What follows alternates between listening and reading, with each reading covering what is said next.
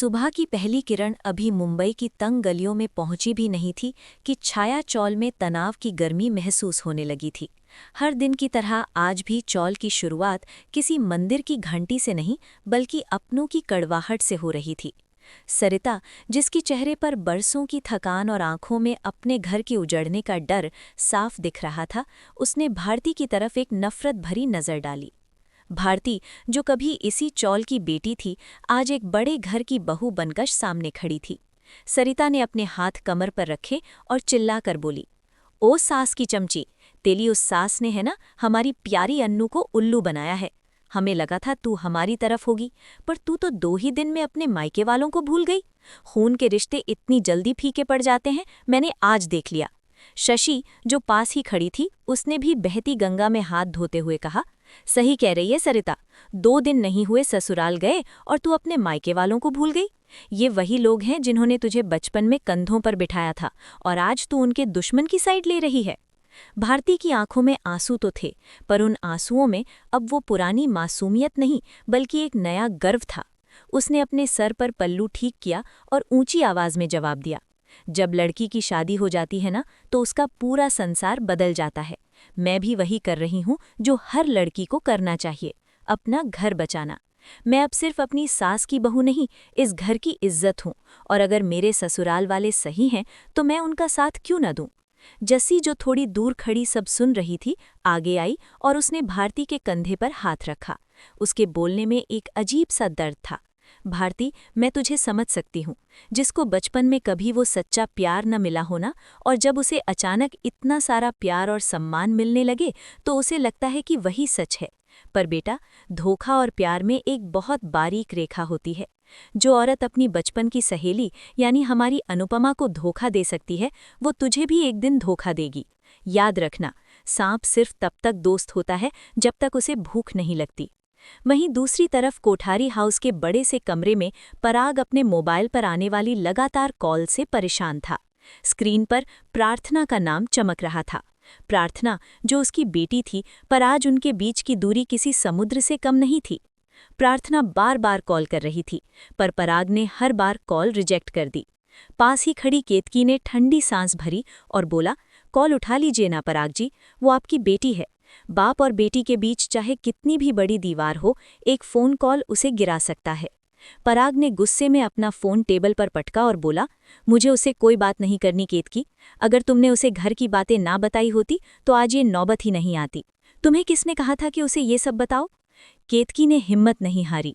अगर मैं नहीं बताती ना तो उसे कहीं और से पता चल जाता, तब उसे और भी ज्यादा दर्द होता। वो आपका खून है, कम से कम उसका दुख तो समझिए।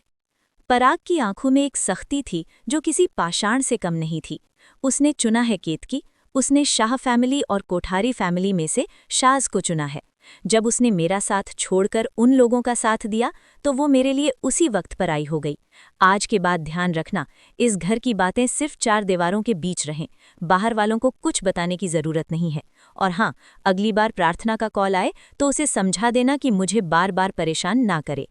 केतकी की आंखों में गुस्से की चिंगारी चमकी। ठीक है, मैं कह दूंगी, पर एक बात आप भी जान लीजिए, एक लड़की के सामने ऐसी नौबत कभी नहीं आनी चाहिए कि उसे अपने मायके और ससुराल में से किसी एक को चुनना पड़े। ये दुनिया का सबसे बड़ा दुख है। और अगर प्रार्थना ने अपने ससुराल को चुना है तो इसका मतलब ये नहीं कि वो गलत है।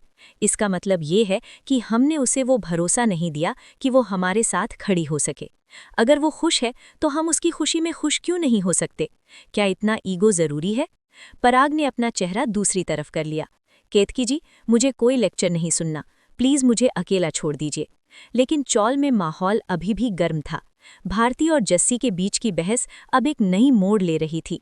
भारती ने पलटकर जस्सी से कहा, मैं वरुण के साथ घूमने गई थी, पर आते ही सबसे पहले यहाँ चौल में आई हूँ। क्यों आई हूँ? क्योंकि मैं आप सब से, इस मिट्टी से बहुत प्यार करती हूँ।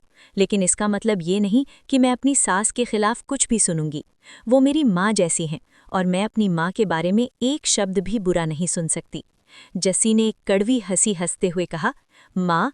भारती, तू उस रजनी देसाई को माँ कह रही है, जिसने तुझे सिर्फ इसलिए अपनाया ताकि वो अनुपमा को चोट पहुंचा सके? वो तुझे भी एक दिन धोखा देगी, देख लेना। वो सिर्फ अपने फायदे के बारे में सोचती है।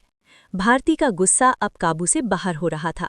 उसने चिल्लाकर कहा, बस कीजिए जस्सी मौसी, रजनी माँ की वजह से ही आज मुझे वो खुशियां मिली हैं जिनकी मैंने कभी उम्मीद भी नहीं की थी। मेरे आई बाबा की ज़मीन जो बरसों से फंसी हुई थी वो उन्होंने वापस दिलवाई। अगर वो ना होती तो शायद दुख के मारे मेरे आई बाबा आज जिंदा भी नहीं होते। मेरी मांग में ये सिंदूर, मेरी झोली में ये खुशियां, ये सब उन्हीं की देन है। और रही बात अनुताई की, तो वो रजनी पुरानी सहेलियां हैं। उनके बीच जो भी पुराने गिले शिकवे हैं वो दोनों मिलकर सुलझा लेंगी। मैं उनके बीच में क्यों पड़ूं? सरिता ने बीच में कूदते हुए कहा, तुझे सिर्फ तेरे आई बाबा की जमीन दिख रही है भारती, पर तुझे हम चौल वालों का दर्द नहीं दिख रहा। तेरी उस सो कॉल्ड माँ की वजह से आज अनुपमा को इस चौल से बाहर निकाल दिया गया है। वो औरत जिन्होंने हम सबको संभाला, आज वो एक झूंपड़ी में रहने को मजबूर हैं। शादी के बाद लड़के बदल जाते हैं ये तो सुना था, पर लड़कियां इतनी जल्दी पराई हो जाती हैं ये पहली बार देख रही हूं। तभी भीड़ में से परी ने एक चुभता हुआ सवाल किया, कहीं ऐसा तो नहीं भारती की तेरी सास नहीं तुझे यहाँ भेजा हो हमें ये सब सुनाने के लिए, ताकि अनुताई की हिम्मत और टूट जाए? जस्सी ने बात को आगे बढ़ाया, हाँ लगता तो यही है। भारती तू बड़े घर की बहू क्या बन गई, तूने तो हमें पराया ही कर दिया। हम तेरी फिक्र कर रहे हैं और तू कह रही है कि हम जल रहे हैं। हमें तेरी चिंता है कि कहीं तू भी उनकी साजिश का हिस्सा न बन जाए। माहौल इतना गर्म हो गया कि जस्सी और भारती के बीच झड़प होने ही वाली थी कि तभी पीछे से एक शांत मगर ठहराव भरी आवाज आई, बस करो। ये अनुपमा थी। वो धीरे से चलकर उनके पास आई। उसके चेहरे पर कोई गुस्सा नहीं था, बस एक थकान और गहरी समझ थी। उसने दोनों को शांत कराया और भारती के पास गई। उसने बड़े प्यार से भारती का चेहरा पकड़ा और बोला, भारती तू अपने ससुराल में खुश है, ये सुनकर मुझे सुकून मिला। एक माँ, एक बहन यही चाहती है। मैं तो कान्हा जी से यही प्रार्थना करूंगी कि तेरी खुशियां हमेशा बढ़ती रहें। जो मेरे साथ हुआ वो तेरे साथ कभी ना हो। तुझे कभी वो धोखा ना मिले जो मैंने सहा है। अनु ने थोड़ा रुककर गहरी सांस ली और फिर कहा, देख जो कुछ भी मेरे और रजनी देसाई के बीच है वो हम दोनों देख लेंगे। तू अभी इसमें नहीं पड़ रही है ये अच्छी बात है, और मैं चाहती हूँ कि तू आगे भी बीच में ना आए। ये जंग तेरी सास और तेरी अनुताई के बीच की है। रजनी सब कुछ जानती है, वो बहुत चालाक है। हो सकता है वो तुझे एक ढाल की तरह इस्तेमाल करे या तुझे अपना मोहरा बनाए। इसलिए मैं तुझे कह रही हूँ, अपने घर में खुश रह, पर हमारे बीच मत आ। अनु की बातों ने थोड़ी देर के लिए सबको खामोश कर दिया, पर तनाव अभी खत्म नहीं हुआ था। वहीं दूसरी तरफ कोठारी हाउस में सन्नाटा किसी तूफान की आहट जैसा था। मोतीबा की तबीयत अचानक बिगड़ गई थी। वो बिस्तर पर लेटी हाँप रही थी। मीता उनके पास बैठी उनका हाथ सहला रही थी। मीता ने दबे स्वर में कहा, मोटा बाई, पराग अभी भी ठीक नहीं हुए हैं। घर का माहौल बिल्कुल बिखरा हुआ है। गौतम ने कमरे में दाखिल होते हुए पराग से पूछा, डैड क्या आपने सच में रजनी जी को बोल दिया है कि वो चौल पर बुलडोजर चलवा दें? क्या आप वाकई उनके इस फैसले में साथ हैं? मीरा ने बीच में ही काट दिया, मोटा बाई आप अपने घर के बारे में सोचिए, दूसरों के घरों के बारे में नहीं। चौल वालों का जो होगा सो होगा, पर हमारा क्या? मोतीबा ने मुश्किल से अपनी आंखें खोली और पराग की तरफ देखा। उनकी आवाज़ कांप रही थी, पराग अगर तू इस कदम से पीछे हट गया ना तो हम सब सड़क पर आ जाएंगे। हमें इस वक्त जीतना ही होगा। पराग जो अब तक खामोश था, मोतीबा के पास आकर बैठा। उसने उनका हाथ थामा और कहा, बा मुझसे एक गलती हुई है, मैं मानता हूँ, लेकिन मैं वही पराग कोठारी हूँ जिसने हमेशा जिंदगी में जीतना सिखाया है। मेरी माँ ने मुझे कभी हारना नहीं सिखाया। देखना हम जीतेंगे। मोतीबा ने फिर राही की तरफ इशारा किया और बोला, राही अब तो तुझे समझ आ गया होगा ना। तेरी माँ अपनी बेटियों और उनके ससुराल के बारे में ना सोचकर सिर्फ इस समाज और उन चौल वालों के बारे में सोच रही है। वो अपने ही बच्चों का गला काटने पर उतारू है। मीता ने गुस्से में कहा, दूसरों के लिए अपने लोगों का घर नहीं उजाड़ा जा सकता, ये कैसा इंसाफ है? अनिल ने राही को समझाने की कोशिश की, राही बेटा तुम एक बार अपनी तरफ से कोशिश करके जरूर देखना, शायद वो तुम्हारी बात मान ले। माही ने भी मासूमियत से पूछा, क्या अनुमा अपने बच्चों की खुशी के लिए इतना भी नहीं कर सकती? केतकी ये सब देख रही थी। उसे गुस्सा आ रहा था कि कैसे सब लोग मिलकर अनु पर दबाव बना रहे हैं। उसने कहा, बा प्लीज आप ये सब मत सोचिए, आप बस पानी पीजिए। पराग ने आगे बढ़कर मोतीबा को पानी का गिलास दिया, पर जो हुआ उसने सबको हैरान कर दिया। मोतीबा ने वो गिलास झटक दिया, पानी फर्श पर बिखर गया। मोतीबा चिल्लाई, पराग, जब तक तुम सब कुछ ठीक नहीं कर देते, जब तक ये डर खत्म नहीं हो जाता, तब तक मैं मर भी रही होंगी ना, तो तेरे हाथ से पानी नहीं पीऊंगी। पराग की आंखों में आंसू आ गए। वो बिना कुछ कहे वहां से उठकर बाहर चला गया। मीता उसके पीछे पीछे आई और उसे टोका, मोटा बाई, आप सिर्फ सोचते रहेंगे या कुछ करेंगे भी? माना कि ये बिजनेस आपने खड़ा किया है, पर इसमें हमारा भी हिस्सा है। हमारा हिस्सा हमसे पूछे बगैर गिरवी रखने का हक आपको किसने दिया? अनिल ने मीता को रोकने की कोशिश की। मीता, ये क्या कह रही हो? पर मीता नहीं रुकी। मैं सही कह रही हूँ अनिल। मोटा बाई, आप इस घर के मुखिया हैं ना, तो मुखिया होने का फर्ज निभाइए। कुछ भी कीजिए, पर इस घर को बचाइए। राही ने दूर से ये सब देखा। उसका दिल बैठ रहा था। उसने सोचा, मोतीबा रो रही हैं, पापा का इतना बुरा हाल है, सिर्फ मम्मी की वजह से सब बिखरता जा रहा है। कहीं मम्मी कोई ऐसा फैसला ना ले लें कि हम सच में सड़क पर ना आ जाएं। शाह हाउस का हाल। मुंबई से दूर शाह हाउस में भी शांति नहीं थी। प्रार्थना अकेली बैठी अपने और पराग की पुरानी तस्वीर देख रही थी। उसकी आंखों से आंसू रुकने का नाम नहीं ले रहे थे। तभी टोशू और पाखी कमरे में दाखिल हुए। पाखी ने ताना मारते हुए कहा, क्या हुआ? मायके वालों की याद आ रही है? एक काम करो, चली ही जाओ वहां, वैसे भी यहाँ सब परेशान ही हैं। टोशू ने भी हाँ में हाँ मिलाई। हाँ, कुछ दिन वहीं रह लो, थोड़ा मन बहल जाएगा। तभी अंश वहां आ गया। वो अपने बड़े भाई और बुआ की हरकतों से वाकिफ था। उसने गुस्से में कहा, आप दोनों को अगर इतनी चिंता है तो आप क्यों नहीं चले जाते? प्रार्थना यहीं रहेगी। आप लोग उसकी मदद तो करते नहीं, बस उसे जाने के लिए बोलते रहते हैं। टोशू ने कहा, हमें उसकी फिक्र है अंश। मम्मी तो वहां मुंबई में बैठी हैं, अगर यहाँ कुछ हो गया तो कौन संभालेगा? अंश ने जवाब दिया, अनुमा वहां मजबूरी में गई हैं, उन्हें वहां अपनों की जरूरत है। काश आप लोग ये समझ पाते। मेरा बस चलता तो मैं खुद उनके पास होता, पर मैं प्रार्थना को इस हालत में अकेला नहीं छोड़ सकता। प्रार्थना ने हिम्मत जुटाई और कहा, अंश, तुम अनुमा के पास चले जाओ, उन्हें तुम्हारी जरूरत है। मैं अपना ख्याल रख लूंगी। बापूजी हैं, किंजल ताई हैं, मैं बोझ नहीं बनूंगी। लेकिन अंश नहीं माना। तभी वहां बा लीला फोन लेकर आई। स्क्रीन पर अनुपमा का वीडियो कॉल था। अनुमा ने कहा, अंश, तू मुंबई नहीं आएगा, तू वहीं रहेगा और प्रार्थना का ख्याल रखेगा। आज के ज़माने में बच्चे अगर माँ के बारे में इतना सोच लेते हैं ना, वही मेरे लिए बहुत है। प्रार्थना, तू मेरी मदद करना चाहती है ना, तो बस अपना और अपने होने वाले बच्चे का ख्याल रख। मैं तेरे साथ नहीं हूँ, पर मेरा आशीर्वाद तेरे साथ है। अनुमा ने सबको समझाया कि वो एक बड़ी जंग लड़ रही है और उन्हें यहाँ मजबूत रहना होगा। तभी अनुमा के दूसरे फ़ोन पर राही का कॉल आया। अनुमा ने कॉल उठाया। राही बेटा, तू फिक्र मत कर। लेकिन राही ने उसे बोलने का मौका नहीं दिया। मैं कैसे फिक्र ना करूं अनुमा? आपकी वजह से घर में रोज झगड़े हो रहे हैं, पापा परेशान हैं, मोतीबा ने खाना पीना छोड़ दिया है, सब कुछ आपकी वजह से हो रहा है। पापा ने आपसे एक सवाल पूछा था, आपने जवाब क्यों नहीं दिया? अनुमा ने धीरे से कहा, राही, वो सवाल मेरे और पराग जी के बीच है, तू बीच में मत पड़। राही चिल्लाई, क्यों ना पढ़ूं अनुमा, ये मेरा परिवार है। अगर आप पीछे नहीं हटी ना तो हम सब बर्बाद हो जाएंगे। आप ही ने ये मुसीबत खड़ी की है, अब आप ही इसे खत्म कीजिए। अगर आपको अपनी बेटियों की जरा भी फिक्र है तो यहाँ आइए और पापा से माफी मांगिए। राही ने कॉल काट दिया।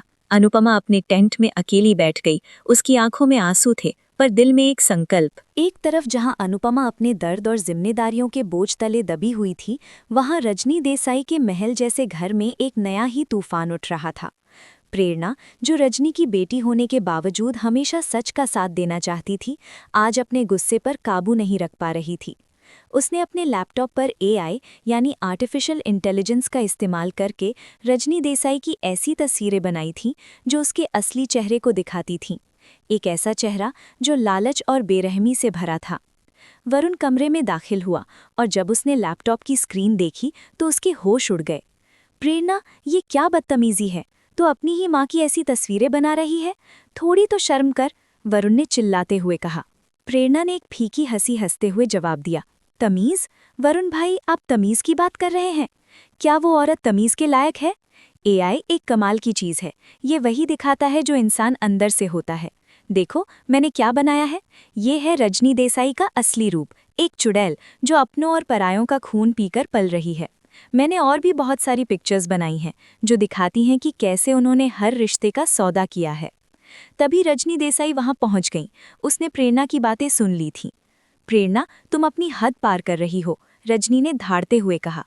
प्रेरणा ने बिना डरे रजनी की आंखों में देखा। हद तो आपने कब की पार कर दी है मॉम। पहले आपने पापा की मौत का फायदा उठाया, उनके बिजनेस को हथियाने के लिए हर गलत काम किया, और अब आप अपनी सबसे पुरानी सहेली सैंटा बहन यानी अनुपमा बहन की दोस्ती का फायदा उठा रही हैं। आपने उनकी पीठ में छुरा भोंका है। वरुण ने उसे रोकने की कोशिश की। प्रेरणा, चुप हो जा। पर प्रेरणा नहीं रुकी। तुम तो चुप ही रहो वरुण, तुम तो उनके चमचे बन चुके हो। मॉम ने आज फिर साबित कर दिया है कि वो भरोसा करने के लायक नहीं है। उन्होंने वही किया जो वो हमेशा से करती आई हैं, अपने फायदे के लिए दूसरों को कुचलना। रजनी का गुस्सा 7वें आसमान पर था। तुम्हें लगता है ये ऐशो आराम की जिंदगी, ये महंगे कपड़े, ये अमेरिका की पढ़ाई, ये सब कहाँ से आया? मेरी वजह से। एक सिंगल मदर पर कितनी जिम्मेदारी होती है ये तुम जैसी बिगड़ी हुई लड़की कभी नहीं समझ सकती। मैं दुनिया से लड़ी हूँ तुम दोनों के लिए। दुनिया से लड़ी नहीं हैं आप, प्रेरणा ने पलट कर कहा। आप दुनिया को कुचल कर आगे बढ़ी हैं। आज जो आप चौल वालों के साथ कर रही हैं वो आपकी फितरत है। आप इतनी सेल्फिश हैं कि अपने फायदे के लिए अपने बच्चों को भी बेच सकती हैं। आप में और अनुपमा बहन में यही फर्क है। वो दूसरों के लिए अपना नुकसान कर लेती हैं और आप अपने फायदे के लिए दूसरों का घर उजाड़ देती हैं। काश काश आपकी जगह अनुपमा बहन मेरी माँ होती। मैं इस लड़ाई में उनके साथ हूँ और मैं आपकी हार की खुशी पहले मनाऊंगी। रजनी ने गुस्से में प्रेरणा को थप्पड़ मारने के लिए हाथ उठाया, पर वरुण ने बीच में आकर उनका हाथ रोक लिया। प्रेरणा वहां से रोते हुए चली गई, पर उसने जो आग लगाई थी वो रजनी के दिल में दहकने लगी। रजनी ने मन ही मन सोचा, अनु, तूने मेरी ही बेटी को मेरे खिलाफ कर दिया। अब देख मैं तेरा क्या हाल करती हूँ। अनुपमा का इंतजार और फैसला। इधर छाया चौल में अनुपमा अपने टेंट में बैठी हुई थी। बाहर अंधेरा था, पर उसके मन में उबल रहे सवालों का कोई अंत नहीं था। ईशु, परी और बाकी सब उसके पास बैठे थे। सबकी आंखों में एक ही सवाल था, अब आगे क्या? परी ने धीरे से पूछा, अनुमा, क्या आपने कुछ सोचा है? क्या आप अहमदाबाद जाएंगी? राही ने जो कहा। अनुपमा ने एक गहरी सांस ली और दूर एक टी स्टॉल पर चल रहे गाने की तरफ ध्यान दिया। उसने कहा, परी बेटा, ये जो सुख होता है ना, इसका कोई दोस्त नहीं होता, सब इसके साथ होना चाहते हैं। पर ये मुसीबत, इसकी बहुत सारी सहेलियां होती हैं। जब मुसीबत आती है तो अकेली नहीं आती, अपने साथ डर, तनाव और रिश्तों की कड़वाहट लेकर आती है। उसने आगे कहा, अगर मैं अहमदाबाद जाती हूँ तो चौल वालों को लगेगा कि मैं डर गई, मैं भाग गई। और रजनी, वो तो मौके का इंतजार में है। मेरे पीछे से वो बुलडोजर लेकर आएगी और सब कुछ खत्म कर देगी। पर अगर मैं नहीं गई तो मेरी राही, मेरी बेटी मुझसे नफरत करेगी। मेरी जिंदगी हमेशा 2 हिस्सों में बटी रही है, कभी मायके और ससुराल के बीच, तो कभी सच और गलत के बीच। ये सीधी क्यों नहीं हो सकती? ईशु और परी सबके लिए आइसक्रीम लेकर आए थे, पर अनुपमा का ध्यान कहीं और था। अगली सुबह पूरे चौल में एक शोर मच गया। सरिता ने स्पीकर पर एक रिकॉर्डिंग बजाई। वो अनुपमा की आवाज़ थी। गुड मॉर्निंग, मैंने आप लोगों से एक वचन दिया है और मैं उसे निभाऊंगी। आपने मुझे चौल के अंदर आने से मना किया है, इसलिए मैं ये संदेश छोड़कर जा रही हूँ। आपको लगेगा कि मैं भाग गई हूँ, पर मैं भाग नहीं रही। मुझे एक ज़रूरी काम से जाना होगा, पर मैं वादा करती हूँ, मैं एक दिन में वापस आ जाऊंगी। मैं मर जाऊंगी, पर छाया चौल को टूटने नहीं दूंगी। चौल की औरतें ताने मारने लगीं। सब नाटक है, वो भाग गई है। देख लेना सरिता, तेरी आंखों से भी पट्टी उतर जाएगी। पर अनुपमा निकल चुकी थी, कोठारी हाउस की तरफ। कोठारी हाउस में माहौल अपने चरम पर था। मोतेबार, राही, माही, प्रेम और पराग सब वहां मौजूद थे। राही ने जैसे ही अनुपमा को देखा वो खुश हो गई। उसे लगा कि उसकी माँ अब उनके हक में फैसला सुनाएंगी। मोतेबा ने कहा, अनुपमा जी, राही कह रही हैं कि आप हमारा साथ देंगी, क्या ये सच है? राही ने तुरंत कहा, हाँ मोतेबा, मम्मी यहाँ आई हैं, इसका मतलब यही है कि वो हमारे सर से छत नहीं छीनने देंगी। वो अपनी बेटियों के लिए इतना तो कर ही सकती हैं। माही ने भी इमोशनल कार्ड खेला, अनुमा, आपका एक फैसला सब कुछ ठीक कर सकता है, आप हमारे साथ खड़ी हो जाइए। मीता ने भी जोर दिया, आप इस घर की खुशी के लिए अपने उस पुराने फैसले से पीछे हट जाइए। प्रेम ने सबको रोकने की कोशिश की, प्लीज मम्मी को परेशान मत कीजिए, उन्हें बोलने दीजिए। अनुपमा सबकी बातें सुन रही थी। उसके चेहरे पर एक अजीब सा सुकून था। उसने पराग की तरफ देखा और फिर सबकी तरफ। मैं यहाँ अपना फैसला बताने ही आई हूँ। मैंने चौल वालों से एक वादा किया है और मैं हमेशा से सच के साथ खड़ी रही हूँ। आज भी मैं पीछे नहीं हटूंगी। मैं सच के साथ थी, हूँ और रहूंगी। सॉरी, पर मैं पराग जी की इस गलत काम में मदद नहीं कर पाऊंगी। सन्नाटा छा गया। राही की आंखों में गुस्सा और नफरत भर गई। पर इससे पहले कि कोई कुछ कहता, पराग कोठारी ने एक ऐसा फैसला सुनाया जिसने सबको झकझोर दिया। पराग ने ऊंची आवाज में कहा। ठीक है अनुपमा जी, अगर आपका ये फैसला है तो मेरा भी एक फैसला सुन लीजिए। मैं इस प्रोजेक्ट से पीछे हट रहा हूँ। मोतीबा चिल्ला उठी। पराग, ये तो क्या कह रहा है? हमारा सब कुछ दांव पर लगा है। पराग ने कहा, बा, आप ही ने सिखाया था कि गरीबों की बद्दुआ लेकर कोई सुखी नहीं रहता। अगर इस प्रोजेक्ट से किसी का घर उजड़ रहा है तो मुझे ऐसा फायदा नहीं चाहिए। मैं वही पराग कोठारी हूँ जिसने ये एम्पायर खड़ा किया है। मैं फिर से जीरो से शुरू कर सकता हूँ, पर अपनी बेटियों की नजरों में गिरकर नहीं। अनुपमा की आंखों में गर्व था, पर यह जीत इतनी आसान नहीं थी। सिस्टम की हार और रजनी की जीत। अनुपमा को लगा कि जंग जीत ली गई है, पर असली दुश्मन अभी बाकी था। वो कानूनी लड़ाई के लिए वकील और जज के पास गई। उसने हर दरवाजा खटखटाया, पर रजनी देसाई की पहुंच बहुत ऊपर तक थी। पुलिस ने बात सुनने से मना कर दिया, वकील ने केस लेने से इनकार कर दिया। जब अनुपमा थकी हारी कोर्ट की सीढ़ियों से नीचे उतर रही थी, उसके हाथ से सारे कागज गिर गए। तभी सामने रजनी देसाई खड़ी थी। उसके चेहरे पर एक विजयी मुस्कान थी। रजनी ने नीचे झुककर एक कागज उठाया और कहा, अनु, मैंने कहा था ना तेरी पुलिस सुनेगी ना तेरा कानून। तू हार चुकी है। फैसला पहले ही हो चुका है और फैसला मेरे हक में है। अगली सुबह जब सूरज उगेगा तो छाया चौल का नामो निशान मिट चुका होगा। तू कुछ नहीं कर पाएगी। अनुपमा ने रजनी की आंखों में देखा। उसके हाथ कांप रहे थे, पर उसकी रूह नहीं। रजनी, तू शक्तिशाली हो सकती है, पर तू भगवान नहीं है। कल सुबह सूरज उगेगा जरूर, पर वो तेरी हार का सूरज होगा। रजनी जोर से हंसी और वहां से अपनी बड़ी गाड़ी में बैठकर चली गई, अनुपमा को बिखरे हुए कागजों के बीच अकेला छोड़कर। कोर्ट की सीढ़ियों पर बिखरे हुए वो कागज सिर्फ कानूनी दस्तावेज नहीं थे, वो अनुपमा के संघर्ष और छाया चौल के सैकड़ों गरीबों की उम्मीदों के टुकड़े थे। रजनी देसाई की ऊंची गाड़ी का धुआं अनुपमा के चेहरे पर एक कालिख की तरह लगा, पर उसकी आंखों में अब भी एक अजीब सी चमक थी। वो चमक जो सिर्फ तब दिखती है जब इंसान सब कुछ हार कर भी लड़ने का जज्बा रखता हो। अनुपमा ने एक एक करके उन कागजों को उठाया। हर कागज पर कानून की मुहर थी, पर उनके नीचे दबी इंसानियत शायद कहीं मर चुकी थी। रजनी का वो तंज, फैसला पहले ही हो चुका है, उसके कानों में बार बार गूंज रहा था। क्या सच में पैसा और ताकत ही इस दुनिया के नए भगवान हैं? क्या एक गरीब की छत की कीमत सिर्फ एक साइन और थोड़ी सी मिट्टी है? वहीं दूसरी तरफ कोठारी हाउस में माहौल अब शांति से निकलकर दुश्मनी की तरफ बढ़ रहा था।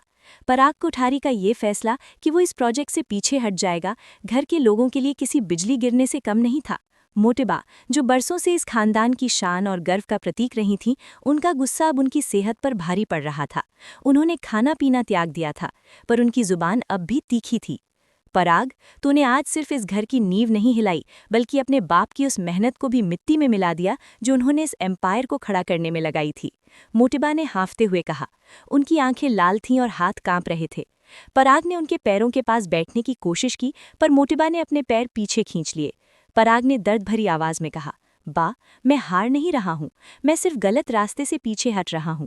अनुपमा जी ने सही कहा था, हम दूसरों की बद्दुआओं पर अपनी खुशियों का महल नहीं बना सकते।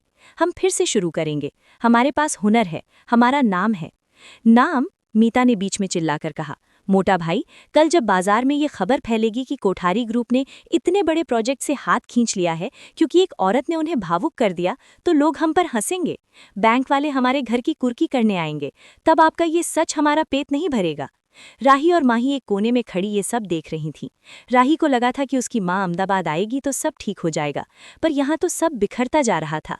राही ने माही से कहा, देखा तूने, मम्मी जहाँ जाती हैं वहाँ तूफान ही आता है। पहले शाह हाउस, फिर हमारा बचपन, और अब ये घर। उन्हें लगता है वो मसीहा हैं, पर वो सिर्फ तबाही लाती हैं। माही ने राही का हाथ थामा। उसका चेहरा डर से पीला पड़ चुका था। अगर हमारा घर छिन गया राही, तो हम कहाँ जाएंगे? क्या हमें भी चौल की उन तंग गलियों में रहना पड़ेगा? मम्मी ने हमारे बारे में एक बार भी नहीं सोचा। माहौल इतना तनावपूर्ण हो गया था कि घर का हर कोना अब एक रणभूमि बन चुका था। प्रेम, जो अनुपमा का बेटा था, वो अपने आप को बहुत अकेला महसूस कर रहा था। वो जानता था कि उसकी माँ सही है, पर अपने परिवार की ये हालत देखकर उसके दिल में भी एक कश्मकश थी। उसने दबे पांव घर से बाहर निकलने का फैसला किया। उसे अनुपमा के पास जाना था, उसे बताना था कि यहाँ सब कुछ खत्म हो रहा है। छाया चौल, शक की दीवार। मुंबई की उस शाम में छाया चौल में चूल्हे नहीं जले थे। हर घर में सिर्फ एक ही चर्चा थी, बुलडोजर कब आएगा। अनुपमा की रिकॉर्डिंग ने लोगों के दिलों में थोड़ी उम्मीद जगाई थी, पर रजनी देसाई के आदमियों ने छाया चौल में ये अफवाह फैला दी थी कि अनुपमा अहमदाबाद में अपने बड़े घर में आराम कर रही है और उसने चौल का सौदा कर लिया है। सरिता, जो हमेशा अनुपमा की ढाल बनकर खड़ी रहती थी, आज खुद कमजोर पड़ रही थी। चौल की औरतें उस पर टूट पड़ी थीं। देख लिया अपनी अनुपमा को, बड़ी बड़ी बातें करती थीं, वचन देती थीं, और अब जब मौत सामने खड़ी है तो वो अहमदाबाद में अपने बच्चों के साथ पार्टी कर रही हैं। हम मूर्ख हैं जो उस पर विश्वास किया। जस्सी ने उन्हें समझाने की कोशिश की। नहीं, अनुपमा ऐसी नहीं है, वो आएगी। उसने कहा है कि वो एक दिन में वापस आएगी। एक दिन बीत गया जस्सी, शशि ने गुस्से में कहा। कल सुबह 6 बजे का वक्त दिया है उन लोगों ने। देखो बाहर, बुलडोजर खड़े हो चुके हैं, पुलिस की गाड़ियां घूम रही हैं। अनुपमा ने हमें धोखा दिया है। वो रजनी देसाई की दोस्त थीं, हैं और रहेंगी। ये सब उनका मिलकर बनाया हुआ प्लान है हमें निकालने का। तभी चौल के नक्के पर एक टैक्सी रुकी। सबकी नजरें उधर गईं। टैक्सी से अनुपमा उतरी। उसका चेहरा थका हुआ था, कपड़े धूल से भरे थे, पर उसकी चाल में वही पुराना ठहराव था। उसे देखते ही चौल में सन्नाटा छा गया, पर वो सम्मान वाला सन्नाटा नहीं था, वो गुस्से वाला सन्नाटा था। अनुपमा जैसे ही चौल के मेन गेट पर पहुंची, औरतों ने रास्ता रोक लिया। सरिता आगे आई, पर उनकी आंखों में आज वो अपनापन नहीं था। क्यों आई हो वापस? अहमदाबाद में नींद नहीं आई, या रजनी ने तुम्हारा हिस्सा देने से मना कर दिया? अनुपमा थूम गई। उसे उम्मीद थी कि दुश्मन हमला करेंगे, पर अपनों की ये तीर उसे अंदर तक छलनी कर गए। सरिता, ये तू कह रही है? मैंने कानून के दरवाजे खटखटाए हैं। मैं पराग जी के पास गई थी। हमें कानून नहीं, हमें ये छत चाहिए अनुपमा, एक औरत चिल्लाई। तुम्हारे कानून ने क्या किया? बाहर देखो, पीले रंग का वो काल खड़ा है। कल सुबह ये मिट्टी का ढेर होगा हमारा आशियाना। तुमने वादा किया था ना? कहाँ है हमारा घर? अनुपमा ने उन सब की तरफ देखा। उनके डर को वो समझ सकती थी। उन्होंने धीरे से कहा, मैं जानती हूँ आप सब मुझसे नाराज हैं, पर विश्वास कीजिए, मैं भागी नहीं थी, मैं लड़ रही थी। पराग कोठारी इस प्रोजेक्ट से पीछे हट गए हैं। ये हमारी पहली जीत है। जीत? तभी भीड़ में से रजनी देसाई का एक नौकर, जो वहां आग लगाने आया था, वो बोला, अनुपमा जी, आपने शायद पूरी खबर नहीं पढ़ी। पराग कोठारी पीछे हटे हैं, पर रजनी मैम ने वो पूरा प्रोजेक्ट अब अकेला संभाल लिया है। अब कोई पार्टनरशिप नहीं है।